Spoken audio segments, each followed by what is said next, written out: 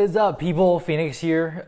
Today I want to talk a little bit about maintaining languages. People are curious about how I maintain multiple languages at the same time. Actually, I don't maintain all my languages at the same level. There are about 5-6 languages that I'm exposed to on a daily basis, besides English and Mandarin Chinese. Those languages are Korean, Japanese, French, Spanish, and then Russian, which I've been working on recently. So first of all, it's really difficult to carve out time for those languages. I'm a full-time grad student. There are days I'm so busy that I don't even have time to take a shower. On most days I have a lot of reading to do. I have to attend classes. I have to write papers and do all kinds of assignments. And again, maintaining languages, learning languages, it's a hobby, it's a lifestyle. It's kind of like working out and going to the gym. But instead of training your muscles, you're training your brain. So how do I maintain all those languages? First thing I do is to keep my entertainment and my target languages. For example, when you want to watch a movie or watch a TV show, why don't watch it in your one of your target languages, right? I rarely watch TV shows or movies in Chinese and English, but if there are really good ones, I do watch them. But recently I've been watching shows in Japanese and Korean, Spanish mostly. You might know from my previous videos, I've been watching One Piece, and also recently I've been watching Attack on Titan. This anime, it's so good. It makes me realize for the first time the anime is a real genre of art. And this show is so thought-provoking and provides a lot of thinking that our generation really needs at our time, in a time of prosperity and peace. Provokes a lot of thinking about war, about life and death in general. So it's a really good show. If you're learning Japanese, I definitely recommend it. If you're not learning Japanese, I still recommend it. I also watch a lot of history dramas in Japanese, and there's just so many good history shows in Japanese. And also in Korean, I've watched, for example, Strangers, that I've watched at least 3 times. The film industry in Korea it has been very exuberant in recent years, so you never run out of good shows to watch. I also watch stuff produced by North Korea, for example, 소년장수. So if you're interested in different dialects, different ways of speaking Korean, that's also something you can watch for free on YouTube. If Spanish is your language, I highly recommend Casa de Babel. If you are on Netflix, you probably watched it already because it's so popular. The vocabulary and phrases and slangs used in that show are really Spanish. So Netflix Latino has to make a video on YouTube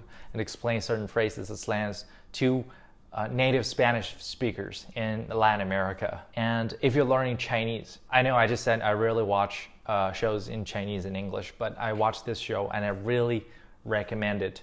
Like if you watch any show in Chinese, this is the one to watch. It's called 走向共和. I don't know the name in English. Toward the Republic, something like that. I'll put the link in the description below. It's about the time period between late 19th century through early 20th century. This period of Chinese history and world history. It's really a hidden gem. It was made in 2001. It went public in 2001, and it has so many historic details, and the level of eloquence and historic accuracy in that show it's something I have never seen. The language might be a little bit difficult for Chinese learners, but there's so much you can learn from that show. And even native Chinese speakers, I believe, can learn something about the Chinese language, Chinese culture, and Chinese history from that show. Definitely check it out. The second thing that I've been trying to do is to incorporate language learning into my daily routine. For example, when I work out or when I'm walking or driving or commuting, I listen to some podcasts or news or videos or lectures in foreign languages. And also whenever I'm waiting for something, like when I'm waiting for something to cook or waiting in line to get my food, I review my vocabulary. When you're maintaining multiple languages at a time, the amount of vocabulary you have to maintain, you have to remember, is sometimes overwhelming. So you have to dedicate a certain amount of time every day, or at least every week, to reviewing the words you've learned. The third thing that I try to do is to immerse myself in that culture, to have fun with the language. For example, I've been studying Russian recently. I've been trying to find out Russian restaurants or Russian bookstores or anything Russia related, or even Ukraine or Belarus related in my city or cities around me, where I can learn something about Russian culture and the Russian language, pick up a word or two or phrase or two. You can find Russian recipes online and make some Russian food at home. It's a perfect way to learn about a Russian culture, Russian gastronomy, and learn some vocabulary about food. And also recently I went to this German restaurant. I had Spätzle for the first time in my life. I know a lot of people complain about not having the language environment, right? Not having access to native speakers. But guess what? There's something called the internet, and you can really get on YouTube anytime and find videos about anything in any of the major languages in the world. And also, I have to clarify that you can't maintain all your languages at a very high level at the same time if you speak more than 5-6 languages. Some of those languages are going to stay dormant for a while, and you have to reactivate them when you want to use them. For example, I got a job offer recently and I have to use Japanese and Korean for that job, so I'll probably have to spend more time on